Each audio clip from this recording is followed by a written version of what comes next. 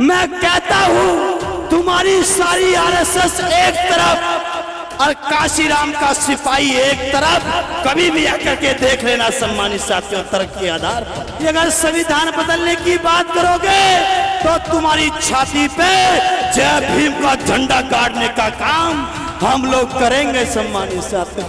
हम तो कहते रहते हैं हम तुम्हारा तख्त भी बदल देंगे, तुम्हारा ताज भी बदल देंगे। अरे तुम हमारा क्या संविधान बदलोगे, उससे पहले हम तुम्हारी सरकार ही बदल देंगे। तुम ज्यादा दिन तक रहने वाले नहीं हो। अरे हमको सीएम बना के दे सकते हैं, हम काशीराम की असली औलाद हैं। इस देश का प्रधानमंत्री बनाने से पहले मरने वाले नहीं हैं। हम इस देश में सरकार बनाएंगे। हमारे प्रेमी साहब ने बताया मैं 22 साल से इस फील्ड में हूं, पढ़ लिख करके आया हूं, संविधान में पीएचडी करके आया हूं। मैं लेके कसम खाता हूं मैं आपके रास्ते पे चलूंगा, ना कभी शादी करूंगा, ना घर वापस जाऊंगा, ना धन इकट्ठा करूंगा। आपने सीएम दिया है तो आपको इस देश का प्रधानमंत्री ये आपकी सपूत औलाद बना करके देगी। ये कमिटमेंट करके सब तरह 8-10 दिन से लगातार कार्यक्रम कर रहे हैं। साथी लोग हमसे पूछ रहे थे कि अब की बार इतना जोश पता नहीं कहां से आ गया इन लोगों में। झांकियां बहुत बड़ी मात्रा में पता नहीं कहां से आ गई। पूरे देश में पूरी दुनिया में इस बात की चर्चा है कि बाबा साहब की जयंती में अब की बार इतना आदमी कहां से निकल के आया। तो सम्मानित साथियों मैं उनको बताना चाहता हूं, आप लोगों ने कभी सुना होगा, आप बोलते रहते हैं कि जुल्मी जब जब जुल्म करेगा सत्ता के गलियारों से चक्का चक्का झूम उठेगा जय भीम के नारों से।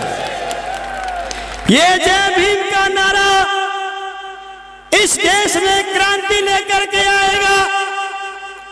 मुझसे लोगों ने पूछा जब मैं लखनऊ से चल करके आ रहा था कानपुर से कि जयप्रकाश जी हमने सुना है कि आप आगरा में जा रहे हैं। हमने कहा हम आगरा में जा रहे हैं। उन्होंने बोला कि बड़ा नाम है आगरा का, दबंगों की धरती कही जाती है ये आगरा। अरे इतने दबंगों की है धरती है आगरा। अभी एक करनी सेना आई थी और धूम भगा के चली गई। सम्मानित साथियों आप लोगों के बीच वो दिखाई नहीं दी। टाइम रख करके आए थे हमारे लोग। और मैं तो कहना चाहता हूं उन विरोधी लोगों से, हम तुमसे कभी पीछे नहीं रहे। मैं रोड पे चलता हूं, इस कोने पे बेफिक्र रहो, यही चलता हूं मैं तो कहता रहता हूं अरे इतिहास को पढ़ करके देखो, हम तुमसे कभी पीछे नहीं रहे।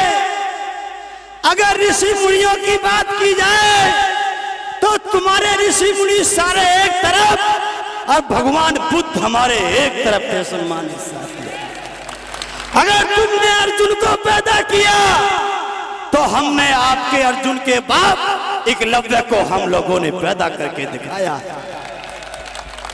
अगर तुम पढ़ाई के क्षेत्र में बात करो तो तुम्हारे सारे विद्वान एक तरफ, हमारे बाबा साहब डॉक्टर भीमराव अम्बेडकर एक तरफ।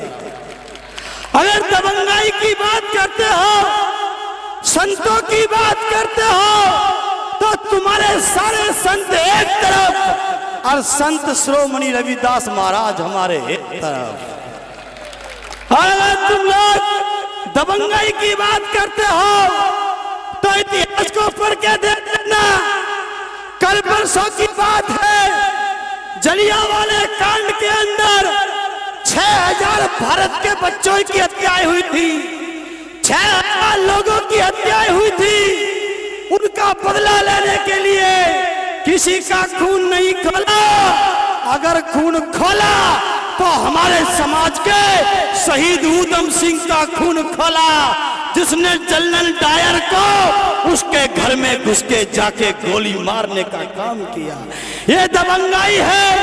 और राजनीति की बात करो तो तुम्हारे नेताओं के नेता साहब काशी राम को भी आप लोगों ने पैदा किया है।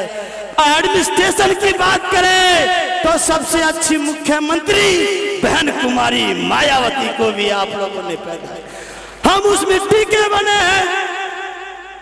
हमारे बहुत से लोग कहते हैं हम सत्ता से बहुत दूर होते जा रहे हैं। घबराना मत, उछाल दबाव आता जाता रहता है। उनको बताना चाहता हूं जो संविधान को बदलने की फितरत लेकर के चल रहे हैं, जो हमारी बिटिया ने अभी बात की थी कि अगर संविधान बदलने की बात करोगे तो तुम्हारी छाती पे जय भीम का झंडा गाड़ने का काम हम लोग करेंगे। सम्मानित साथियों, हम तो कहते रहते हैं हम तुम्हारा तख्त भी बदल देंगे, तुम्हारा ताज भी बदल देंगे। अरे तुम हमारा क्या संविधान बदलोगे, उससे पहले हम तुम्हारी सरकार ही बदल देंगे। तुम ज्यादा दिन तक रहने वाले नहीं हो। अरे जब हमारे मसीहा टूटी चप्पल पहन करके साइकिल पे चल के मुर्दों के कपड़े पहन करके जब तुम्हारी कुर्सी को हिला करके हमको सीएम बना के दे सकते हैं, हम काशी राम की असली औलाद हैं। इस देश का प्रधानमंत्री बनाने से पहले मरने वाले नहीं हैं। हमको इस देश में सरकार बनाएंगे। हमारे प्रेमी साहब ने बताया मैं 22 साल से इस फील्ड में हूं, पढ़ लिख करके आया हूं, संविधान में पीएचडी करके आया हूं।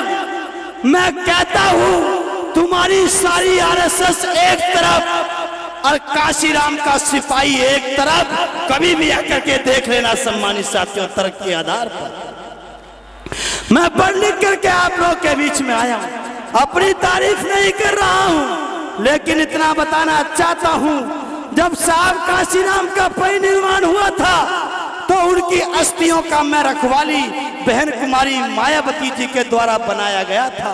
मैंने उसी दिन कसम खाई थी कि साहब काशीराम, मैं आपकी अस्थियों की कसम लेके हाथ में लेके कसम खाता हूँ, मैं आपके रास्ते पे चलूंगा, ना कभी शादी करूंगा, ना घर वापस जाऊंगा, ना धन इकट्ठा करूंगा। आपने सीएम दिया है तो आपको इस देश का प्रधानमंत्री ये आपकी सपूत औलाद बना करके देगी। ये कमिटमेंट करके सम्मानित साथियों में आया। मैं सम्मानित साथियों में कहना चाहता हूं, बाबा साहब के जिक्र हो रहा है। हमारे भाई ने, क्या नाम है, लोकेन भाई, वो बार बार कह रहे थे लल्ला आया हल्ला।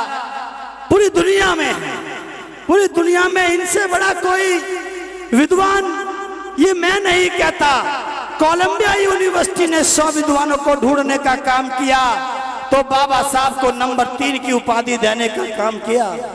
लेकिन कोलंबिया यूनिवर्सिटी के बाद ऑक्सफोर्ड यूनिवर्सिटी ने कहा कि मैं तुम्हारी बात को ऐसे नहीं मानूंगा, मैं अपने तरीके से 100 विद्वान ढूंढूंगा।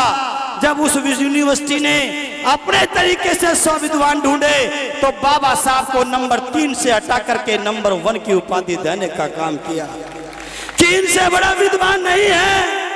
कैसे नहीं है?